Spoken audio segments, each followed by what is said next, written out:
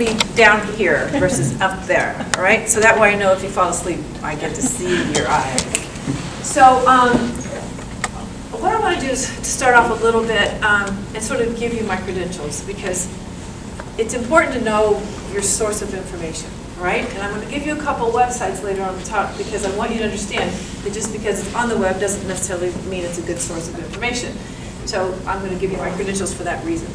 I'm a graduate of York High School. Don't ask me the year because I won't tell you. And my father was here at York College for 14 years. He got his degree from the University of Nebraska, and he worked up from being a teacher of education to history, and ended up being the dean of dean of admissions, I think, here, before he moved to Lubbock Christian College. So I lived on 9th Street, 629 East 9th Street, 68467, for about 11 years, so it's always fun to come back. And after graduating from high school here, I did graduate from Lubbock Christian College with my bachelor's in science. I then went to Texas Tech University, which is there in Lubbock, and got my PhD in pharmacology and therapeutics.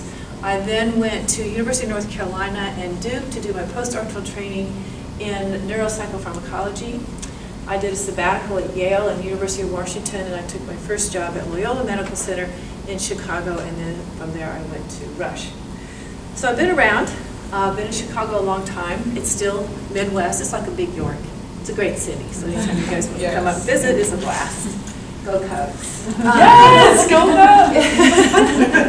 I almost wore a t-shirt. I did. So anyway, my background is in pharmacology, neuroscience, and I got into this field because literally at York High School, I was bored of listening to a psychology lecture one day, and I was looking at the words in the index at the back of the book. How weird of a kid is that, right? And I saw this word called psychopharmacology, and I thought, what is this? And I looked it up, and I thought, what a neat concept, that you can change the way your psychic is, the way you feel, the way you think, your mood, by drugs. Okay, I realize I'm in York, Nebraska, and I miss the 60s. Now, anybody who's in the 60s would have known, of course, you can change your brain with drugs. But I missed that part, right? But I've been intrigued by this concept ever since. And so that's sort of my background. Now, what we're going to talk about today is a whirlwind tour of sort of the neuroscience of addiction, which is now called substance use disorders, according to the new DSM-5. It has to do with the fact that our academic culture has now come to the place where we recognize that addictions, be them to drugs or substances, or behavioral addictions like gambling, have to do with the change of the brain. And it is a disorder of the brain. The brain actually has a disease. And once our culture has wrapped its arms around this concept, then they completely change the nomenclature. And that has ramifications in terms of parity for insurance as well as policy and everything else. So that's what we're going to talk about a little bit today. Now, I hope I'm doing this right. How about this? So here are two websites that you can believe pretty good because it's your government, and you can always believe your government. But honestly, this is the National Institute of Drugs of Abuse. It's the biggest institute in the world that actually grows its own marijuana and sells its own cocaine, and it's because it sells it to people like me to do research, and that is true. And you can get there by going just drugabuse.gov or NIDA.gov. They have an amazing website that is absolutely applicable to teachers, to family members, to curious teenagers, to college-age students, and it really is, it's yours, you paid for it, so it's free now. You can download all kinds of very interesting and good materials. So go there first if you have questions. It's a very good, easily navigatable website. Okay, so here's a book that you can download from the NIDA.gov. It's called The Signs of Addiction, and they actually have a newer version with a little bit different cover. I haven't updated my slides, sorry about that. But the content is basically the same. And what we're going to do is we're going to take a few excerpts from this book so that you can see that what I'm telling you here The source is actually the most credible source that we have in terms of the science of substance use disorders and addictions. It's coming from NIDA. So it's often a question and answer kind of format for this pamphlet, so we're going to follow that here. So you'll see that I actually have quotes from the book, as indicated by the quotation marks. So that's not my language, that's NIDA. Okay? So the first question here, I'm putting this up here because I want all of us to be on the same page. What is addiction or substance use disorders? NIDA defines addiction as a chronic relapsing brain disease that's characterized by compulsive drug-seeking use despite harmful consequences, despite the individual actually being aware of the fact this is not good for them. They continue or persist in this behavior. That's addiction. All right, we're going to expand on that in a minute. Okay, so according to NIDA, how has science revolutionized the understanding of addiction? And I think this is really important to take this in. When science began to study addictive behavior in the 1930s, people addicted to drugs were thought to be morally flawed and lacking in willpower. This persisted through the 1980s. Remember, just say no. Now you can forget it. Not a good idea. Those views shaped society's responses to drug abuse, treating it as a moral failing rather than a health problem. You treated it with punitive, you put them in jail. Okay? As a result of scientific research in modern day concepts, we now know that addiction is the disease that affects both the brain and the consequences of a dysregulated brain, that is your behavior. Okay? And I want to try to convince you of this fact and see how you can incorporate that into your own thinking.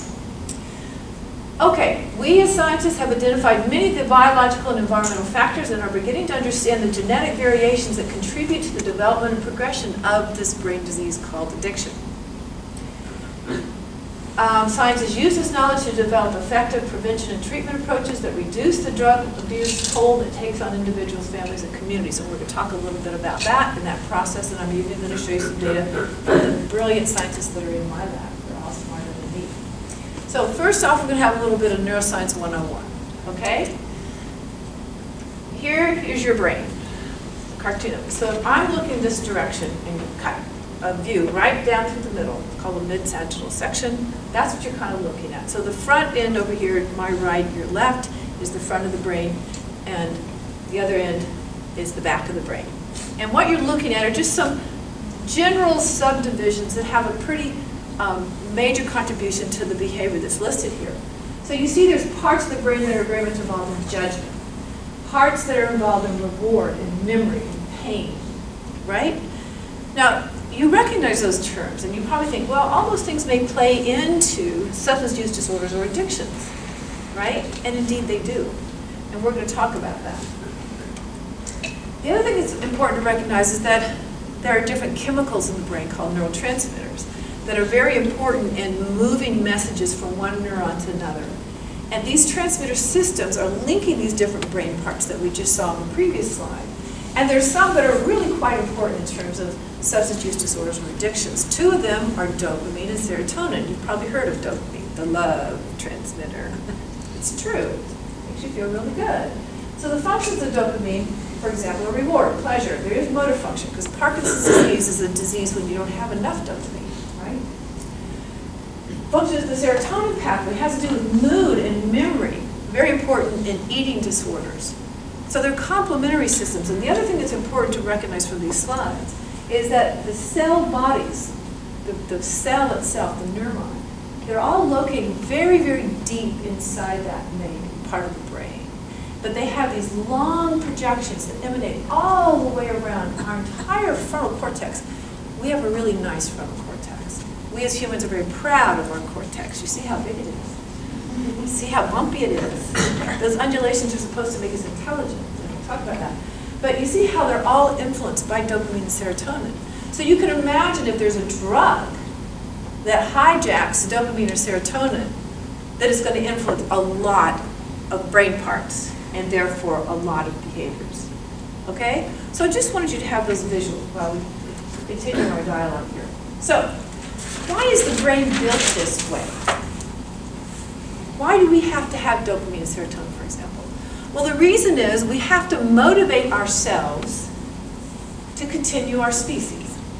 So a cat or a rat will have these same systems because they're very integral into those behaviors that are important for us and our well-being as an individual, as a family, and as a species. For example, they regulate food and water intake. They regulate sexual behavior. They regulate nurturing. If you don't have good nurturing, the babies don't grow up, the species doesn't persist. So that's why we have these innate pleasure rewarding systems built into us. It's because they're important for survival. Okay? So let's talk about this. So when we first started learning about these systems and what they really meant in terms of normal behavior, it was back in the about 1980s and 1990s. And here's a couple of papers from colleagues of mine, Nina Bicchiari, who's an Italian, and Tony Phillips, who is now in Vancouver. These studies were done in the 1990s, and they did some really pioneering work here, where they put little probes into the brains of rats, and it was a neurosurgical procedure, and the rats then healed up and could run around and be totally normal. They just had a little probe sticking out of their head. Excuse me. And that probe allowed them to measure the release of dopamine, okay, that pleasure chemical in our brain, in a particular brain region which they had targeted that probe. And this situation is called the nucleus accumbens, okay? Nucleus accumbens has lots of dopamine, and we know it's very much involved in reward-motivated behaviors. So what Dr. Bicchiari and Dr. Phillips did was that they had these animals where they're measuring the dopamine release in the nucleus accumbens, and they had them do different behaviors, okay? One group of studies was done where they were feeding the animals. So these were hungry animals. They were maintaining 80% of their normal body weight, and then they were given their normal rat chow. And the moment they got that rat chow, look at how much dopamine was being released. That's that spike that you see, that axis, that y-axis is percent dopamine release in the nucleus accumbens. Look at that. It goes up 50% above control just to get rat chow. That was chocolate. Then what Dr. Phillips did is he did a similar thing. But what he did is that he took male rats, put probes in their nucleus accumbens, and then they presented a female rat in estrus. And look at the dopamine there. Way better than rat chow. Oh, I'm not going to say more. But the point is made, right? So it's very much involved in feeding and sexual behavior. Well, what happens when you take drugs of abuse? Well, this is work that Nina Bicchiari knew for a long time. Is that every one of the drugs that are abused by humans are abused by animals, with one exception, LSD. We'll talk about that if you want to. But my rats will abuse all these drugs just like humans do. And we can put these probes in rats' heads. We don't put them in people's heads yet. But what you can see is that dopamine is being released in every single one of the drugs. Doesn't matter if it's cocaine, nicotine, amphetamine, doesn't matter. But look at that scale. Nicotine, 250% above, right? Morphine, up about 100% above it, 200% basal. Heroin goes up double that, okay? But look at amphetamine. 1,000-fold increase of dopamine in the nucleus accumbens. It overwhelms the capacity of those neurons to actually take care of that much dopamine. So that's why we sort of come up with the idea that drugs of abuse hijack the brain's reward systems. It overwhelms it. And here was one of the first studies that actually showed this. Now, clearly these drugs are different from each other. They do different things in addition to this. But the common thread here that has to do with their abuse lability has to do with their ability to increase release of dopamine in the nucleus accumbens. Fascinating stuff. See why I do this? This is cool. So, now you got an idea of what drugs do. You might say, well, then why do people take drugs in the first place? Okay? And we talked a little bit about this in the session earlier today, that we now know that humans take drugs predominantly for two reasons. Okay? And the way NIDA likes to categorize this is to feel good or to feel better. Okay? Feeling good means that you're kind of a risk taker, you're a partier, you're like, whoa, I'm feeling good. And so you take these drugs to experience new experiences, to see new things, and that's the risk takers, the impulsive people, the people who, as young children, may be more prone to give in to peer pressure, if it's a party kind of thing. The second group of people are actually self-medicating for an underlying emotional or mental health dysregulation. maybe they're sad. Maybe they feel their friends don't like them. Maybe they're clinically depressed. These people are incredibly vulnerable to depend on drugs because they're self-medicating to try to overcome these brain dysfunctions, if you will. And this is the kind of thing, for example, of our warriors that are returning from the Middle East and they've had post-traumatic stress syndrome. They're 70 times more likely to become addicted to abused drugs because they're self-medicating. Okay? So it's biology. We need to understand this. All right? Now, what's interesting is that once we figured out that not all drug takers are alike, but then we realized their brains weren't the same. Then we realized that even after they take drugs for 20 years, their brains still are not the same. And what does that mean? That means they have to be treated completely differently. Okay? So the risk takers and the self-medicators have a completely different brain state, and when you're talking about therapy, they respond to completely different approaches. Okay? So one treatment paradigm does not fit all. Here's a good example of why. Okay? Now, so again, the point here is that a person usually takes a drug hoping to change their brain. That is the point. Whether it's to feel good or to feel better. You are changing your brain. All right? So let's say you change your brain. What does that mean? Okay? So here's a question I get asked a lot, and this actually was in the Snyder book. So if taking the drug initially is voluntary, to feel good or to feel better, is it still voluntary after chronic use? Well, Snyder says, while the initial decision to take drugs is mostly voluntary, however, when drug abuse takes over, a person's ability to exert self-control can become seriously impaired. We know this.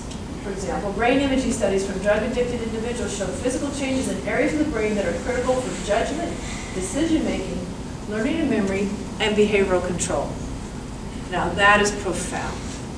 So if these drugs are hijacking the very part of your brain that you have to engage to make healthy choices, by definition, your capacity to make the good choice is compromised.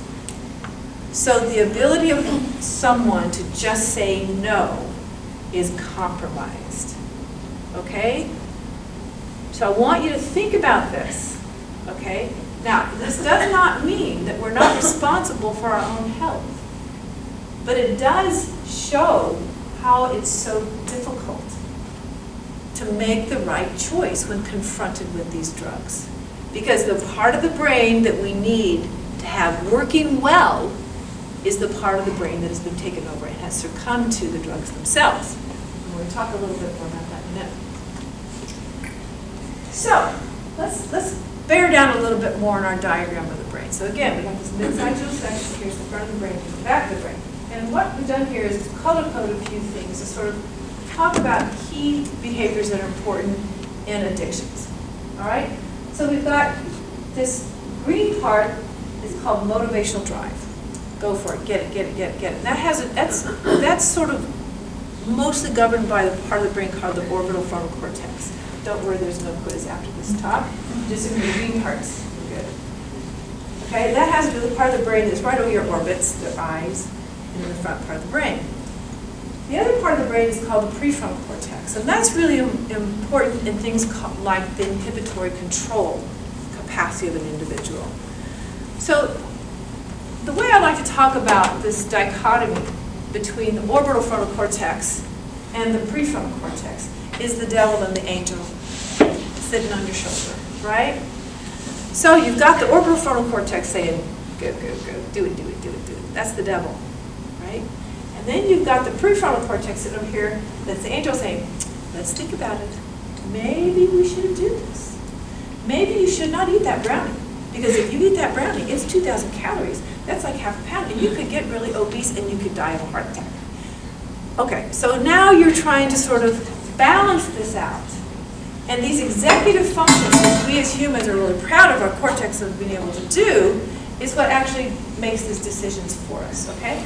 But these are not standing alone, all right? They're based on information being inputted by many other brain regions, including, for example, the hippocampus and the amygdala. That has to do with learning and memory, all right? And what's really interesting is that the hippocampus has to do with learning things quickly, where you are in three-dimensional space, being able to find your car in the parking lot. If you've been shopping, some of us don't have a hippocampus.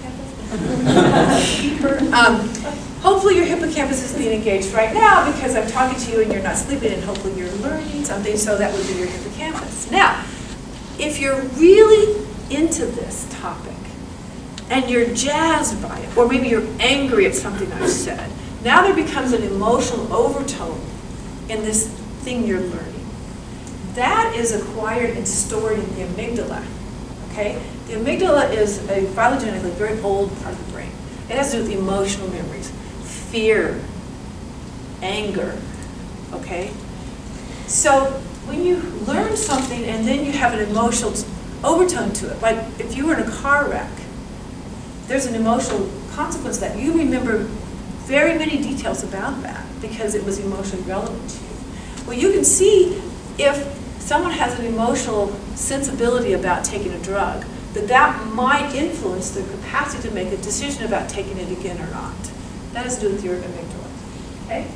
And then deep embedded in the middle of that brain is our dear, dear nucleus accumbens, which receives all that dopamine, and its major output called the ventral pallidum. Ventral pallidum is one of the brain regions that I initially studied when I first got into neuroscience. So we talk about the ventral pallidum because I really like that brain region. You'll hear more about the nucleus accumbens, however, when you read the literature.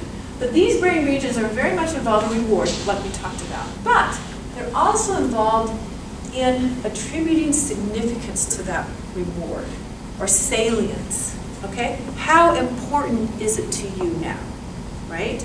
Now you can see sometimes you have to learn about this. The first time I had a cup of coffee, this is disgusting, right? But you learned a lot of it, and now it can be quite significant to you. And so that has to do with this nucleus accumbens ventral pallidum system. So these work in concert in a very simplified way in every time we make a decision. And that's sort of diagrammed here, and I tried to color code it again. So saliency is attributed by the nucleus accumbens and ventral pallidum, right? Your inhibitory control is your frontal cortex. That's the one that says, okay, let's wait, or maybe we should go ahead and do this. That's your executive function. The memory is coming from the amygdala, and all of these then make a decision, influence that orbitofrontal cortex, and it's balanced with the prefrontal cortex to be able to say, are we going to do something or not? Are we going to eat good food? Are we going to drink our water? Are we going to survive as a species? That is how this system interacts. Okay? So you can see how this has to be working properly to make a healthy choice. Okay?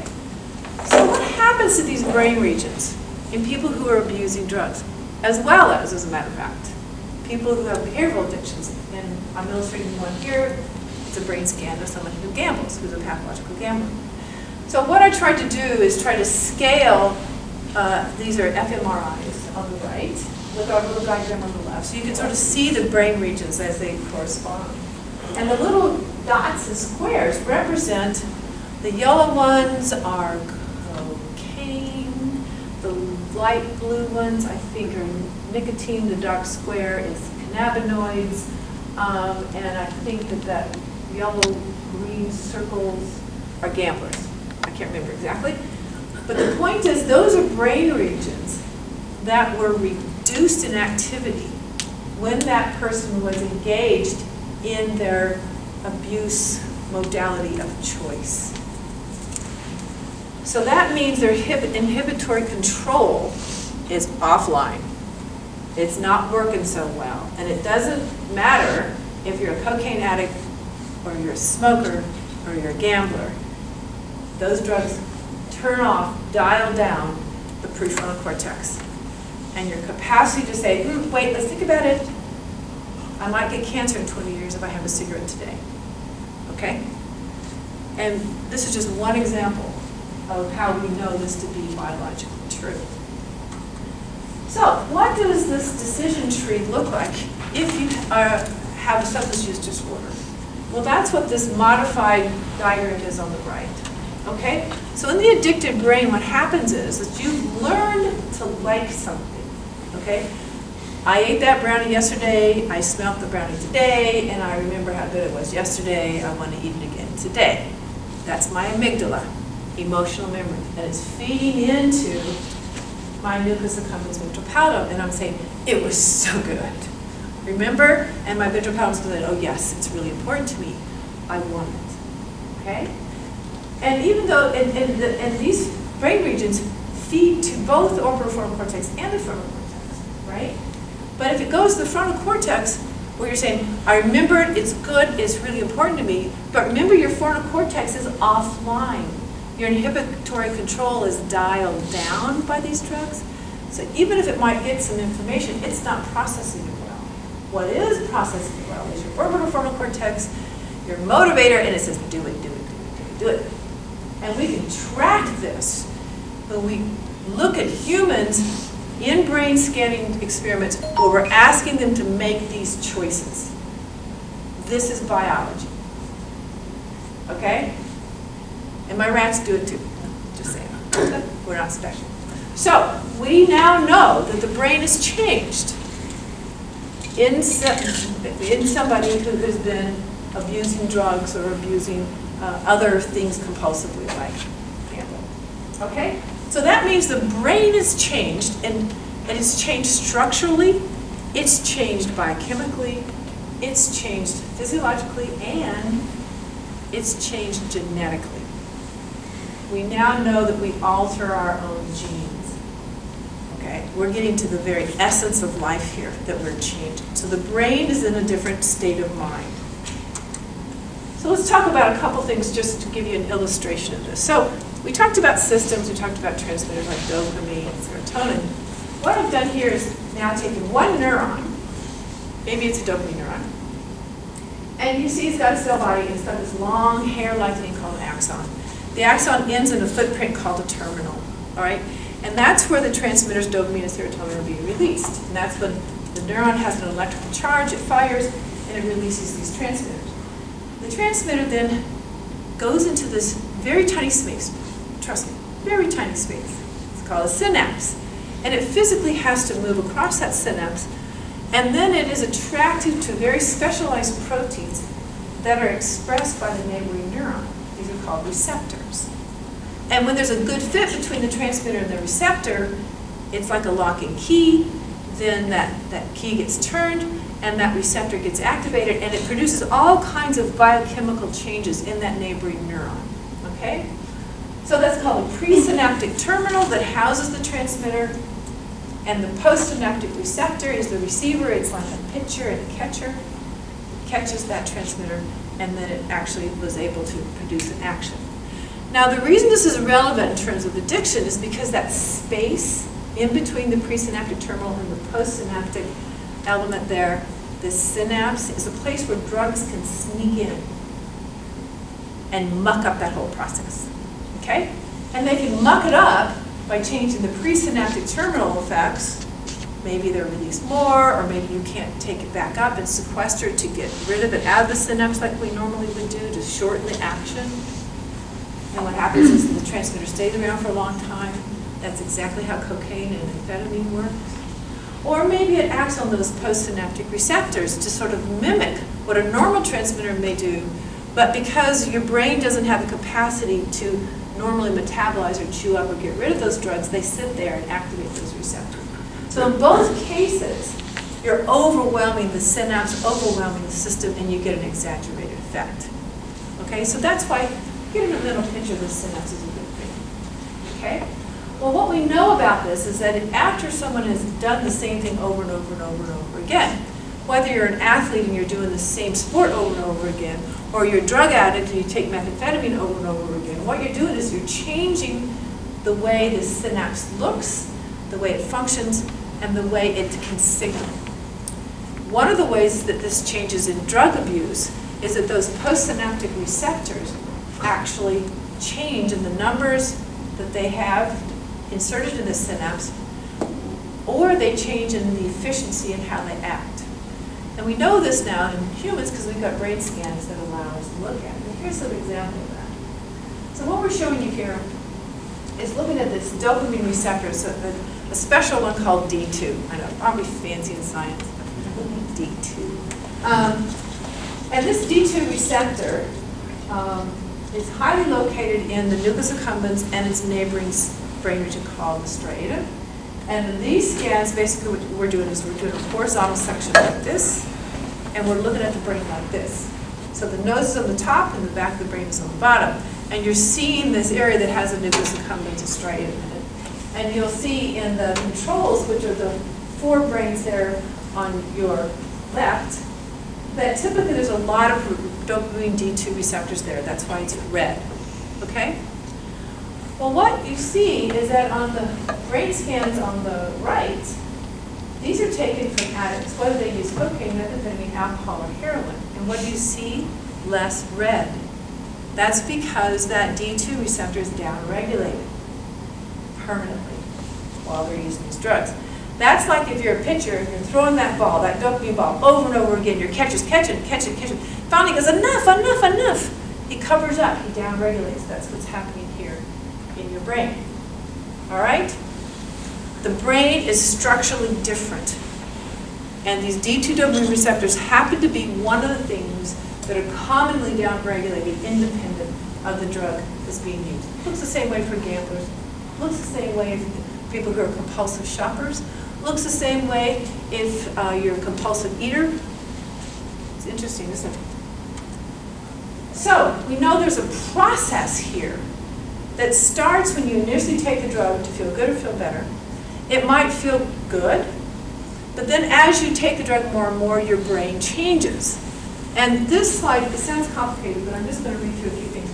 Because we now know as scientists how each of these components of this spiral works, and we know where it works, the brain.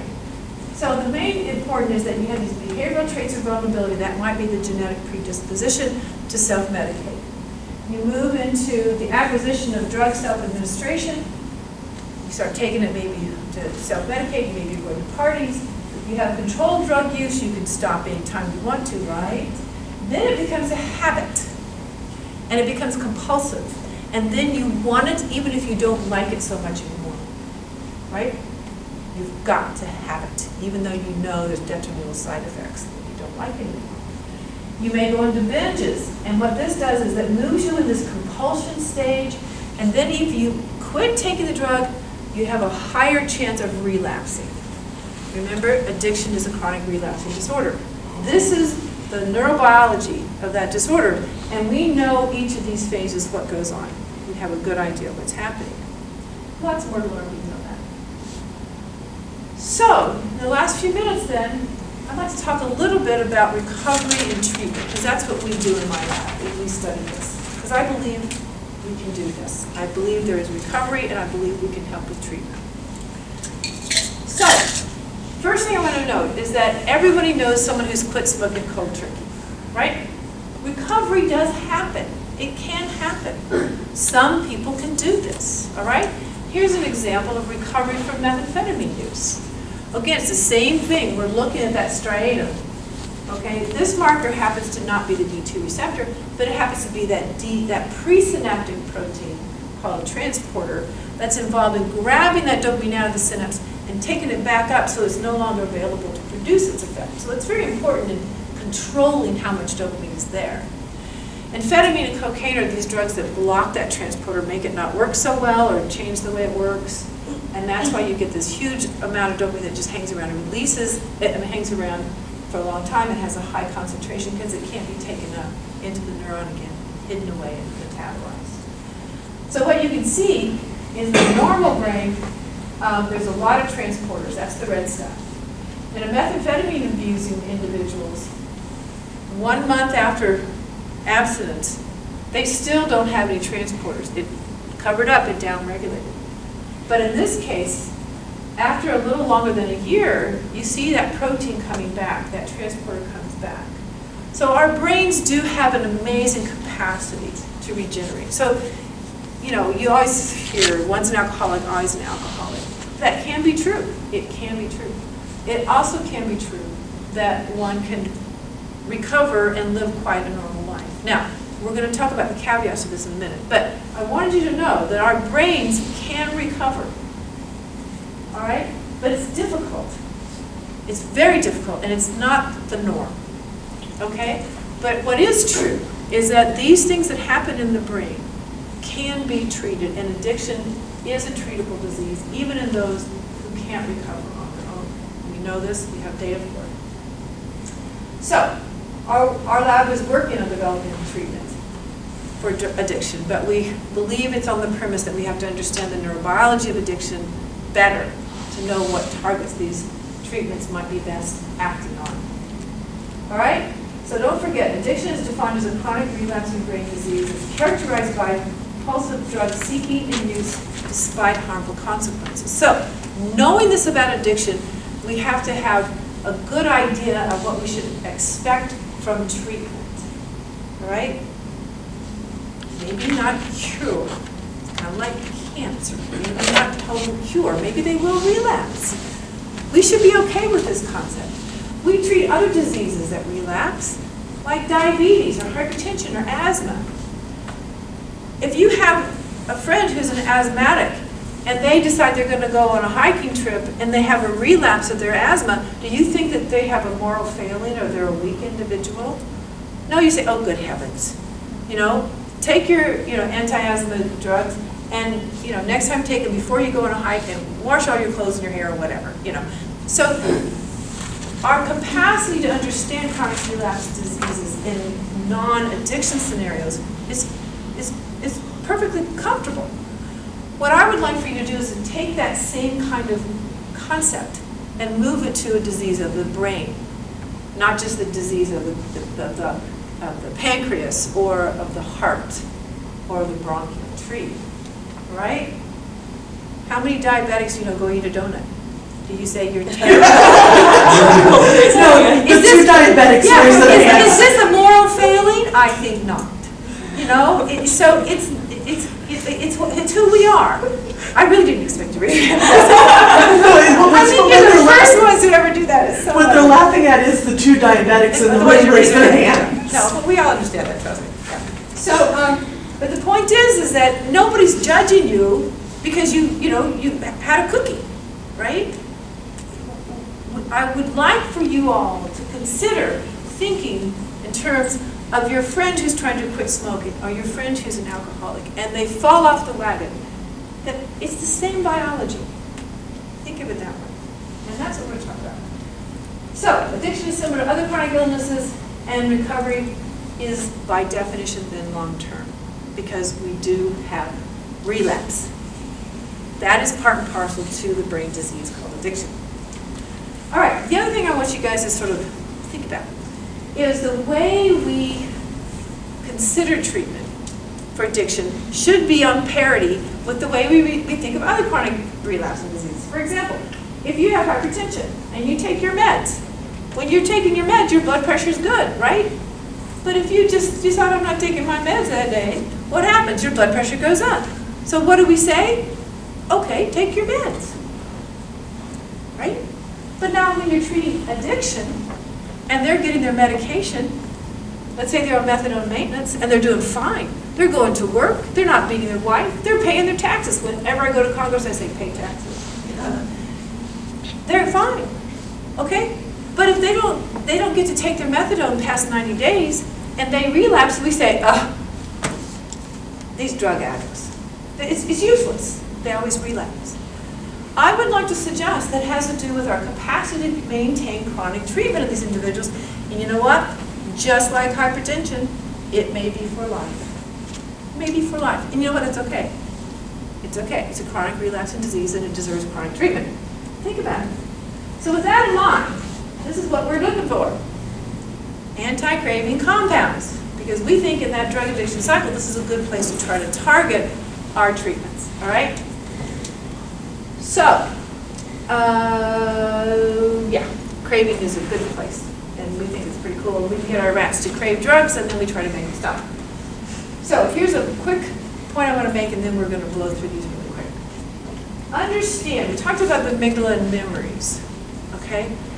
Learning and memory is a very big part of addiction and a part of craving. okay? So it's about people, places, and things. So, you know, if you and I are looking at this needle or sticking in their arm, we're going, ew. But if you're a heroin addict and you see that picture, you start to crave heroin because you've associated that needle with the heroin. Just like if you're an alcoholic and you walk by a bar and you see that bar, it's going to make you crave, and you'll probably go in and have a drink because you've associated that environmental cue, the bar, with the feel-good of the beer. That's associative learning.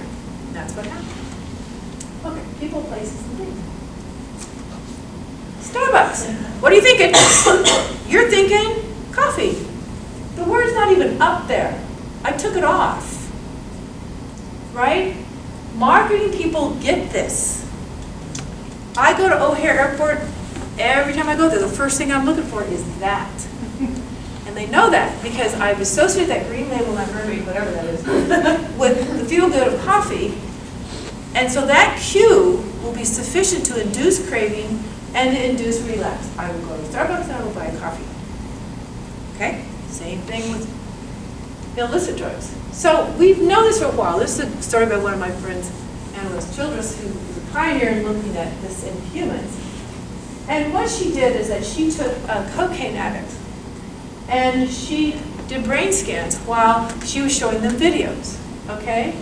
So what she showed them was, if she showed them a neutral video, like rivers and butterflies and streams, and she scanned their brain, it looked like this. Again, this is that horizontal section thing. And if you asked her to do a questionnaire about craving, they go, oh, I don't crave anything, I'm cool. But if you showed them a line of white powder with a credit card sitting by it, they start to crave cocaine. And look at their brain scan. See that red thing? That is that's the prefrontal cortex lit up, man. So now, what does that mean? Remember, the prefrontal cortex has to do with inhibitory control. During craving, that thing is offline. It is nuts. So, do you make good judgments when you're craving something really bad? No. Okay, thank you. We'll go on. All right, so based on that, you see again that the addicted brain, that frontal cortex, that inhibitory control, has gone offline. It happens specifically when you have cue-induced craving. So if you've got someone who went to the Betty Ford Clinic and they're no longer an alcoholic and you take them home and you sit them down in their dining room where they've got that bar there and they've got their husband who happens to be a drinker and he comes and says, darling, I'm so happy you're here, let's have a glass of wine. What's going to happen? Cue-induced relapse. It's biology. We know the brain and we can do it right. So we try to block these memories, the memories of the cues. We want them not to be so significant. So I'm running out of time. I got to show you one experiment because I'm a scientist, so you have to sit through one. But the first thing I have to do is convince you that rats do represent something that's halfway relevant to humans. And it's true because their brains look like ours, they're just littler. So here's a rat brain, a cat brain, a human brain, and the color coding here shows you the corresponding sections of the brains, just for illustration purposes. Now, what you'll notice is that as you move up the phylogenetic scale, that the brain gets more bumpy, right? So the rat's pretty smooth, the cat's got a few, these sulci and gyri, the human has a lot. It's because the more bumps you have, the more cells you can line up. And we're real proud of our bumps. Because we've got this frontal cortex, it's got lots of space. So, but there's an analogy there that's sufficient. So these very primitive behaviors that are important for survival, remember, sex and food, not rock and roll, sex and food, and cue-associated memories, rats do them just as good as humans. So we can use them to study stuff. Oh, here's a paper I wrote. Amy Harold is an ex-student of mine. She's now assistant professor at Northwestern Medical Center and at the Heinz VA Hospital. She's great. She's helping our vets. I think she's wonderful. Harriet DeWitt is a wonderful friend of mine at the University of Chicago. We wrote this review because we really wanted people to believe this. So what you do, you write reviews. People read you. And here are 4 drugs that we use as examples that we can recapitulate in rats exactly what they do in humans. And we made the argument that humans are a good model for rats. And rats are a good model for humans. So I wanted to talk about a few of those, but I'm just going to talk about one because we're running out of time. Here's an example of associative learning. Okay? Now, what you see here is like a rat bar. Okay? Now, this bar is not as cute some of those that you might see downtown. But in the rat bar, what we have is a box where there's tactile cues on the floor. It's one bumpy and one's not. And the walls are different, right? And so that the animal can feel and see distinct environments. And so when we just put a rat in the middle and he just runs around, nothing's relevant, nothing's salient, nothing's significant to the animal. However, if over a succession of trials, we put a wall between these sides, and we put the rat on one side, and we give him, for example, methamphetamine, and he starts to associate that feeling on the floor and those horizontal, vertical lines, whichever they are, to the feel-good of the drug, like methamphetamine. It doesn't matter, heroin, cocaine, caffeine, nicotine, it works every time. And then on the opposite day, you put them on the other side, and you give them a glass of water, basically, instead of the beer. We give them saline, salt water, right? They learn to associate those visual tactile cues with methamphetamine, just like an alcoholic would with a particular bar. And we put the animal in the middle on the test day, and we say, where do you want to be? Where's your happy place? Your happy place is over there where they got methamphetamine. And they will walk over there, and they go, okay, where's my drug? This is my happy place. I'm used to getting drug. Okay? That's called conditioned place preference. They prefer the place they previously got the drug. All right?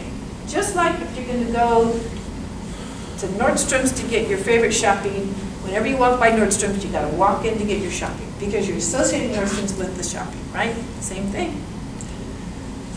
So, what we can do, this is just showing just a bit more time on the methamphetamine side. What we can now do is that we can then extinguish them. We play tricks. We put them in the methamphetamine side for weeks, and we say, no meth, you don't get any. So this is the Betty Ford clinic. Right? And so we're trying to unlearn the brain. I'm telling you, these rats take months to unlearn this. They can get methamphetamine in a paradigm like this 4 times. 4 times, and they will remember it for months. And a rat only lives about 24 months. So the changes in the brain are profound with this drug, right? But it's a good model. Then we ask them, can we give you a treatment and break that cue associated with learning? So the answer is yes. Here's a few. Robin and Amy are 2 graduate students in my lab that published this work a couple years ago. Baclofen is a drug that's used in humans. We did it for that. I won't show you. I have to show you. This is so cool. So here's an example. So here we go, meth paired, saline paired, meth paired. 3 times they get meth, right? Then we give them either saline or baclofen just in the home cage. Sit at home, give it to them. The brain is sort of cogitating here, right? It's always going. That's what's so interesting. It's called incubation. Then we test them over here, and only the animals that got baclofen did they forget how good it felt to be in that meth paired side. We can do this. Now they're using baclofen and testing it in humans as well. Okay? It's biology. Isn't that fascinating? We do this for serotonin-like drugs, mirtazapine, and this drug called SB20653. Very specific drugs can do similar things. We can make animals forget about their methamphetamine. This is work by Stephen Grace. He's now doing his postdoc work at Northwestern. For these studies, we actually use self-administration where animals press a lever, they get methamphetamine. That's a picture of one of Steve's rats. Whenever he presses this lever, he gets this drug. They love it. Then what we do is that we give them mirtazapine, and you look at what number of times they press, and it goes down.